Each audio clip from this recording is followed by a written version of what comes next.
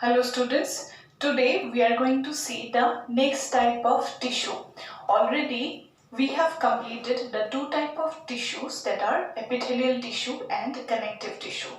We have completed the connective tissue in the last video, and today we are going to start the next tissue, that is muscular tissue. So just see what is the muscular tissue. The muscle tissue is present in our body to carry out the movement and locomotion. So whenever we walk, we move from one location to the next location, then the muscles are involved. Whenever we blink our eye, then the muscles are involved. Whenever our pupil dilates and contracts, then also the muscles are involved.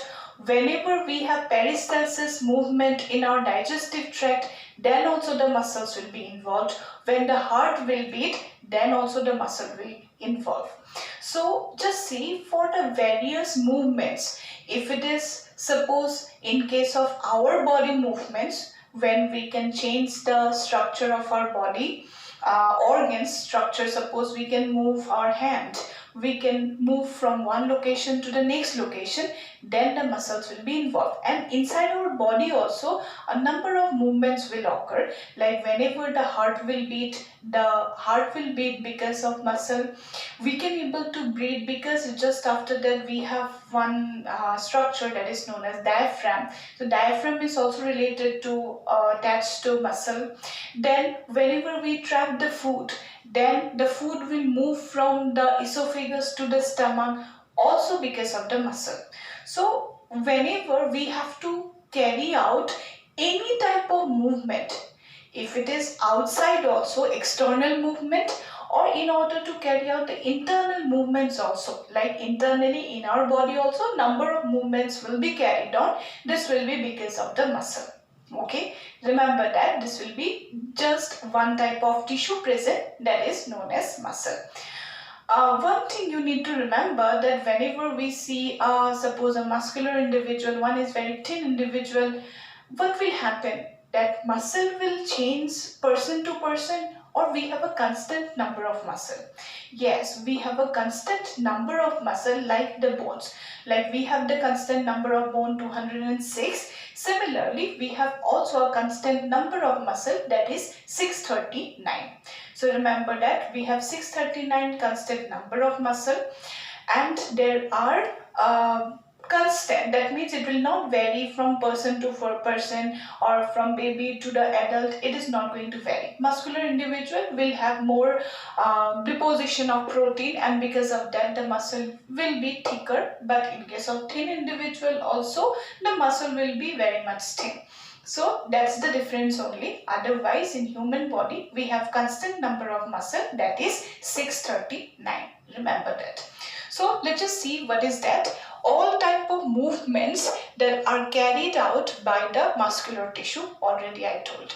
Next one, this tissue is made up of muscle. Already we need to know that this muscle, which is actually forming the muscular tissue, but this muscle is made up of one thin thread fiber like structure. See what is that? Muscle have the fibers that are called as the muscle fibers. So suppose these are the muscle fibers. So these muscle fibers together will have a connective tissue that will be encircling this muscle fibers, that will be known as the muscle. And one muscle fiber, if you see, then inside the muscle fiber, so that muscle fiber will be also made up of very thin protein thread like structures, that will be known as the myofibrils. Okay, remember that. One thing I'm once again telling you, that the tissue is made up of the muscle. Muscle will be suppose biceps muscle. That biceps muscle will going to have very small bundles, that will be the muscle fibers, and inside the muscle fibers there are the protein thread like structures, proteinaceous thread like structures, they are known as the myofibrils. And that myofibril will also have the filaments, that will be different type of filaments will be present. Whenever we will discuss different type of filaments, we will discuss all the type of filaments. So see, if it is coming to the study of muscle, then it will be known as myology. Okay, remember the study of known as myology. And the muscle that is formed inside our body in the embryonic state, so that formation process of formation of muscle is known as myogenesis. Okay, and if it is suppose the study of bone, what is that? That is known as osteology. If it is the study of joints, that will be known as the arthrology. Okay. Next one, see, if it comes to the muscle, how the muscle will work. The muscle will undergo contraction. Muscle have one very unique characteristic, that it can undergo contraction. It can undergo contraction to carry out the movement in our body. It will undergo relaxation also. Next one, it can be extensible. It can be suppose like the rubber, it can be stretched out. Okay, so this is another characteristics. It is also going to have its excitability. That means the muscle will undergo contraction only when the neuron will give stimulus. Muscle will not contract by its own. Okay, suppose you need to write. Okay, suppose I need to write. So how I will write, how I am moving my hand? It is because my brain is controlling the movements of our body. Okay, so that muscle is getting actually one stimulus from the brain. So neurons are nerve fibers, they're giving the stimulus to the muscle, and muscle, in order to that stimulus, we can able to move our hand. Okay, so this muscle have the characteristics of contractility, then extensibility, it can undergo relaxation, it can also undergo excitability. That means it is having the characteristics of excitability, that the muscle will undergo contraction only when the neuron will give the stimulus. Okay, so there are lots of disorders related to the muscle movement, that if an individual cannot able to move his muscle, maybe it's a problem of the neuron junction muscles. Lots of diseases are related to it. So let's just move to the parts. So see, what is the origin? Like the connective tissue, the muscle is also mesodermal in origin. Muscle is mesodermal in origin, but yes, exception are there. Some of the muscles, they are ectodermal in nature. Okay, what are they? The sphincters. You may have remembered those type of sphincters. We have cardiac sphincter, we have pyloric sphincter, we have sphincter of Oddi, we have sphincter of Boyden. So what are they? This is ectodermal in origin. Next one, dilator muscle of pupil. So our pupil will dilate and contract because of one muscle, that is ciliary muscle. So that ciliary muscle will be also under the control of, actually it is also the ectodermal type of, ectodermally it is originated. Next one, muscle tissue of mammary gland and sweat gland, that is also ectodermal. Remember, these are the exceptions, but other than the rest of the muscles, that will be mesodermal in origin. Okay, so after that, let us see some characteristics. What are they? Some important points you need to know, that what is the longest bone and shortest bone. If it is the longest bone, remember it is known as sartorius. So sartorius, you can remember what is the longest bone. It is the thigh bone, it's the femur. So attaching to the femur, we are going to have one muscle that is known as sartorius. It is actually starting from the pelvic girdle, our hip joint, up to the knee. So that will be the sartorius. That muscle will extend from throughout the length of the femur up to the knee. So that one is the longest bone. Remember, it is sartorius. And what is the smallest bone? It's present in the middle ear. You can remember what is the smallest bone. It's the stapes, and attaching to the stape there is one other muscle related to it. It is the stapedius. So stapedius is the smallest bone. Stapedius is the smallest muscle, and stapes is the smallest bone. The smallest, the longest bone is the femur, and longest muscle is the sartorius. Okay, remember, sometime it may be asked. Now after that, let's just move to the different types of muscles. Okay, so let's just see what are the different types of muscle. First type of muscle is known as the skeletal muscle. Second type of muscle is known as the smooth muscle, and the third type of muscle is known as the cardiac muscle. Okay, cardiac muscle. Now, if you need to see the type skeletal, smooth and cardiac, from the name itself, what we can understand, attaching to the bone, the muscles present will be known as skeletal muscle. In our body, some other muscles are also present which is not attaching to the bone. That will be known as the smooth muscle, which will carry out different movements of the visceral organs of our body. That will be known as the smooth muscle. Suppose our peristalsis movement, that will be carried by smooth muscle. But if you suppose need to move your hands, our joints, our bones, that will be related to the skeletal muscle. And the cardiac muscle will be the muscle which is present only around the heart. So in the heart valve, the muscle present will be known as the cardiac muscle. After that, we need to see the structure. So in this video, we will see just the structure. In the next video, we will see in detail the different types of muscle and their location. So just for your prior information, the skeletal muscle is longitudinal structure. Okay, suppose this is one, this is cylindrical. Okay, this is the skeletal muscle. It is going to have the nucleus on the peripheral side. Okay, on the peripheral side, it is going to have this nucleus. Okay, next one, it is going to have alternate light and dark bands. Okay, so what is light and dark bands, we will see in detail. So just for now, you need to know that alternate light and dark bands are present. Okay, some of them they are light, some of them they are dark. Okay, alternate light and dark bands will be present one after another. This is suppose dark band, this is light band, dark band, light band, like this. So this dark band, that will be also known as A band, and this light band, that will be known as I band. So what is A and I? That is dark band and the light band. Suppose when something will appear transparent, if the light pass through it, isn't that? So whenever we see this skeletal muscle, if the light pass through this region, that will be the isotropic band, that will be I band, so it will appear light. And from some regions this light cannot pass, so that's why it will appear dark. So that's why it is known as the dark band, or it is also known as anisotropic band.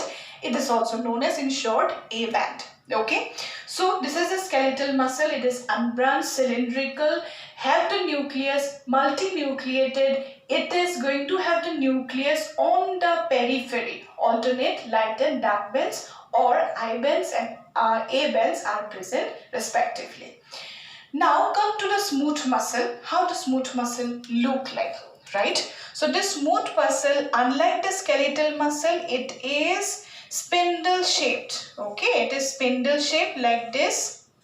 Okay, remember that this muscle is going to have one central nucleus. It is not in the periphery like the skeletal muscle. It is going to have centrally located nucleus, and it is uninucleated. That means in each muscle cell, myofibril, it is going to have only one nucleus. But here in the skeletal muscle, what we have seen, it is multinucleated and also peripheral nucleus. But in this case, in the smooth muscle, they have the central nucleus and only one nucleus. It is uninucleated.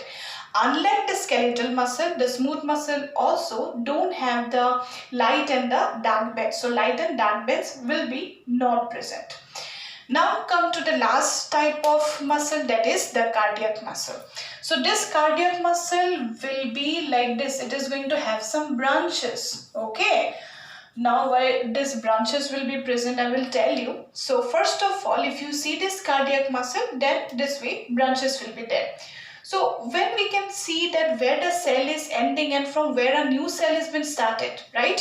So in between two consecutive cells, in between the two cells, then what we can see, there is a band present. Okay, there is a disc-like structure. This is nothing but just made up of carbohydrate. What is that? This is known as intercalated disc.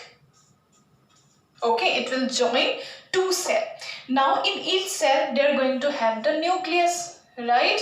So it is also uninucleated. It is going to have its own one nucleus which is also central. Okay, yes, in case of the cardiac muscle also, what they have faint light and dark bands. Yes, they have the light band and dark band, but yes, faint light band and dark bands are present. Now you can see that whenever it comes to the comparative study of all these three types of muscles, skeletal, smooth and cardiac, the skeletal muscle will undergo fatigue in a very small period of time. That means if you run for half an hour, you will get fatigue. Okay, so it will soon get fatigue.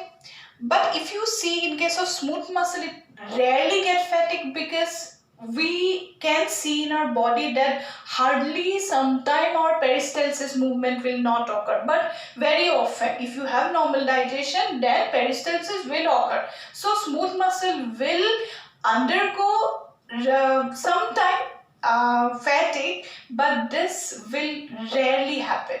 Okay, and cardiac muscle, it will never get fatigue, and if it once get fatigue, that means if the heart stops beating, we will die, isn't that? So cardiac muscle will never undergo fatigueness. Why? Because this cardiac muscle have its own capacity to produce, actually to break down lactic acid by its own. And why we can undergo fatigue, actually this skeletal muscle undergo fatigueness, because in our skeletal muscle we produce a byproduct, that is lactic acid, and due to the deposition of the lactic acid we undergo fatigue. So we get fatigue, we get tired soon, because the skeletal muscles start to deposit lactic acid, and this is not happening in the cardiac muscle. And you also one thing know that the cardiac muscle, our heart is four chambered, you know, two auricles, two ventricles. Both the two auricles that will beat together, and two ventricles that will beat also together. So whenever a neuron gives the stimulus, suppose this is the neuron, it gives the stimulus.